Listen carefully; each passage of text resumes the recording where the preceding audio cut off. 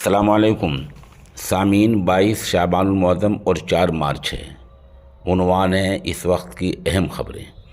पहली खबर राजस्थान की है, जहां कोटा ग्रामीण के खजूरी औदपुर के सरकारी स्कूल में पढ़ा रहे 3 मुस्लिम टीचरों पर ये इल्ज़ाम लगा है कि वो बच्चों का मज़हब तब्दील कराते हैं, वहाँ नमाज़ पढ़ाते हैं और इस्लाम मज़हब को फ़रोग़ देते हैं।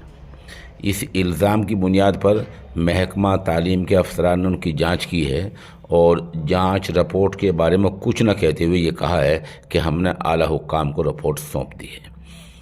दूसरी तरफ स्कूल के प्रिंसिपल डॉक्टर कमलेश बेरवा ने इस बारे में सहाफ़ियों को बताया कि यहाँ ऐसी कोई बात नहीं होती है, ये सब झूठ पर मबनी है और ये सब अफवाहें, झूठ है।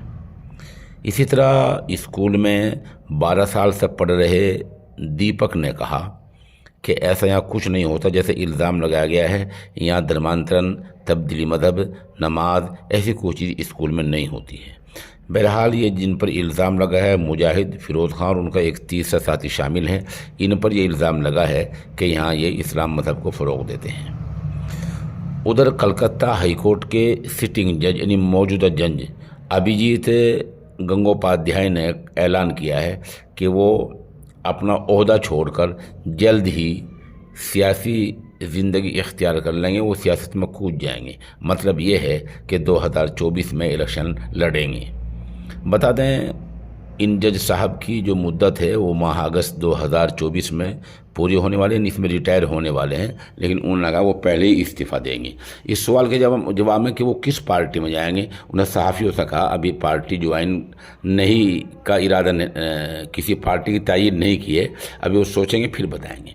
उधर किसानों के बारे में खबर है, किसानों ने कहा कि वो 6 मार्च को दिल्ली कूच करेंगे, लेकिन इस मरतबा इस ऐलान में थोड़ी ये है कि किसान बगैर ट्रैक्टर के ये मार्च करेंगे और इस मार्च में हरियाणा, पंजाब से अलावा उत्तर प्रदेश जो दूसरे सूबे हैं वहाँ से लोग किसान शामिल होंगे।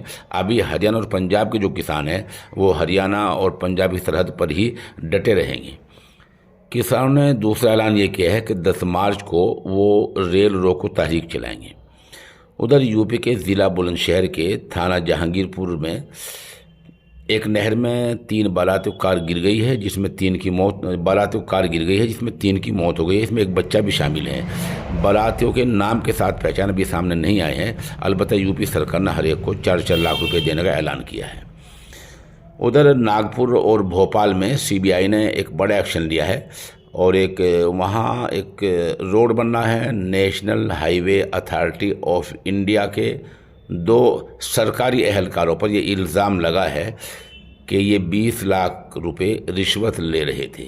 इस मामले में जनरल मैनेजर समेत 6 लोगों को गिरफ्तार कर लिया गया है। इन लोगों के पास से वैसे 1 करोड़ रुपया मिला है और मामला 20 लाख रुपए रंगे हाथों रिश्वत लेने का है। ये 2 सरकारी अफसर हैं, इनमें अरविंद काले हैं, ब्रजेश कुमार हैं और निजी कंपनी के भी एक आदमी गिरफ्तार हुआ है।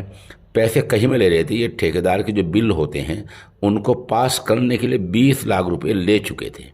अब अंदाज़ लगाएं कि एक ही सड़क में अगर 20 लाख रुपए रिश्वत जाएंगे ठेकेदार के पास से, तो सड़क में जैसा घटिया सामान लगेगा वो मोहताज बयान नहीं है।